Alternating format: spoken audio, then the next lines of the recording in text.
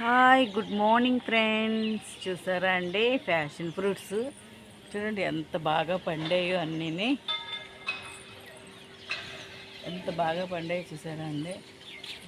ఎలా ఉన్నాయో చక్కగా మొత్తం అన్నీ ఫ్యాషన్ ఫ్రూట్స్ ఏనండి. ఎంత అందంగా ఉన్నాయో బల్బుల్లాగా చక్క రౌండ్గా చెట్టు నిండా కాయేనండి. చూడటానికి వచ్చేసరికి ఇలా చెట్టు నిండా కనబడుతున్నాయి. చూడండి ఎంత బాగున్నాయో కాయలు. ఎన్ని కాయలు తెంపానో చూసారా.